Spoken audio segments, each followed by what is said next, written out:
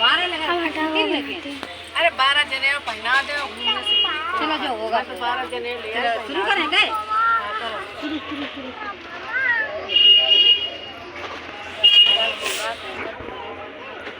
थोड़ा जोर जोर बोलो हम सुनिए राजा काल का संतान न होने के कारण राजा ने अपने राज्य के सब विद्वान ज्योतिषी ब्राह्मण पुरोहित आमंत्रित कर दिए सबका यहाँ योग्य संस्कार कर रहा है भविष्य विद्वान स्त्रियों आप सब गणना कर ये बताने की कृपा करें कि मेरे भाग्य में कोई संतान है या नहीं। तत्काल राजा के प्रश्न का उत्तर देने के लिए विद्वान ज्योतिषियों के मुनि अपने ज्योतिष गणनाएं प्रारंभ कर दी। समय पश्चात सब गंभीर होकर राजा की ओर देखने लगे। राजा ने कहा आप लोग संकोच त्याग कर सच्ची बात कहिए। ज्योतिष बोले हैं हे राजन आपके प्रश्न का उत्तर क्षमता रखने वाला नहीं है पाना नहीं है।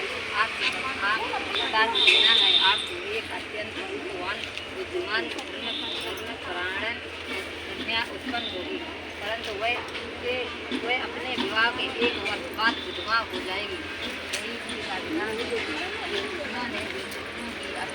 भविष्यवाणी सुनकर राजा बहुत दुखी कन्या और अपने में बहुत दुखी हो गई। कालांतर में राजा की एक कन्या उत्पन्न हुई उसका नाम सावित्री रखा गया।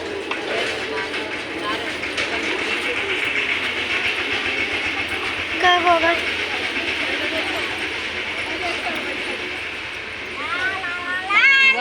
विवाह योग्य आयु पूरी हो गई। राजा अपनी कन्या के विवाह का परिणाम सोचकर ही दुखी हो जाते हुए ये विचारने लगे कि कुछ बचाव का अभ्यास किया जाए। ऐसा सोचते सोचते दैव प्रेरणा से राजा की को नारद जी का श्रवण हो गया वो आया। महात्मा राजा ने आवाहन कर नारद जी को बुलाया और सारी बातें बता दी। नारद जी कुछ पल विचार कर बोले हे राजन तुम अपनी कन्या के विवाह का तात्विक उस पर छोड़ दो। तुम अपनी कन्या के कहो कि वह अपने लिए स्वयं ही कोई योग्य वर तलाश ले। तुम्हारी कन्या जिस युवक को अपने भावी पति तुम्हारे सामने प्रस्तुत करे तुम उसी के साथ अपनी कन्या का पूर्ण सांस्कृतिक विधि से विवाह कर दो। राजा ने अपनी कन्या सावित्री को बुलाया और नारद जी बातें बताकर सावित्री तुम कहो तुम्हारा क्या विचार है। सावित्री बोली पिताजी मैं नारद जी के आदेश का प्रसन्नता पूर्वक पालन करूंगी।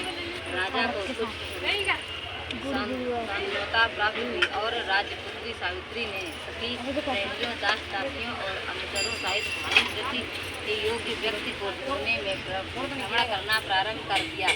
अनेकों नगर वन पार कर सावित्री एक छोटे से रमणीय जंगल में पहुंची। वहां पहुंचकर सावित्री ने अपना रथ रुकवाया। कुछ देर प्रगति की सुंदरता निहारने के बाद सावित्री विश्राम करने लगी।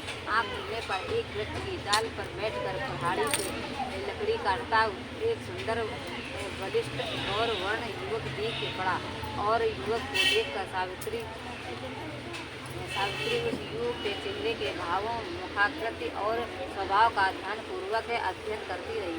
युवक का मौन निरीक्षण करते हुए काफी समय करने के बाद सावित्री ने अपने अनुसारियों द्वारा उस युवक को बुलावा भेज दिया। सावित्री द्वारा बुलाए जाने पर सत्यवान के इसके पास आ पहुंचा।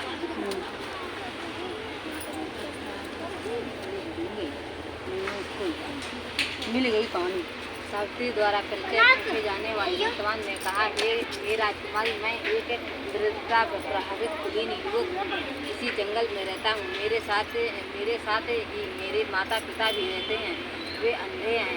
मैं जंगल की लकड़ी काटकर बाजार में बेचता हूँ। इसी से मैं तीनों प्राणियों को जीवन निर्वाह होता है। मेरा नाम सत्यवान है और कहिए मैं आपकी क्या सेवा करूँ। उसे सत्यवान नामक युवक देखे शालीनता और स्पष्टवादिता को सावित्री बड़ी प्रभावित हुई। उसने युवक के गुणों से प्रभावित होकर उससे विवाह करने का निश्चय किया। ये ऐसा निर्णय लेते ही सावित्री ने युवक के साथ विवाह का रखा। सावित्री के पुत्रवत कर सतवन ने कोमल नम्र स्वर में कहा, हे राजकुमारी, मेरे साथ विवाह करना आपके लिए उचित नहीं है। मेरे साथ ही आप विपदों और संकटों में गिर जाएंगी। इसके बाद सावित्री एक बार विवाह का आग्रह करने लगी। सत्यवान तरह तरह की समझाता रहा, परंतु सावित्री ने हट करने पर सत्यवान ने कहा, समीपे ही मेरी कुटिया है, वहाँ मेरे माता पिता हैं, आप उनके पास चले और अच्छा हो कि यह बात उनके सामने हो। सत्यवान ने प्रस्ताव से साबित होकर कहा, उसकी सुनियो मेरी। और सत्यवान के हमारे माता पिता से भी सावित्री को हर तरह से समझाया, पर सावित्री ने अपनी ओर से उन्हें तरह तरह की आवश्यकता निर्वाह की स्वीकृत प्राप्त करने सत्यवान ने भी विवाह के लिए स्वीकृत कर दी। सत्यवान की कुटिया में सावित्री अपने पिता के पास संतान को बता दिया। सावित्री अपने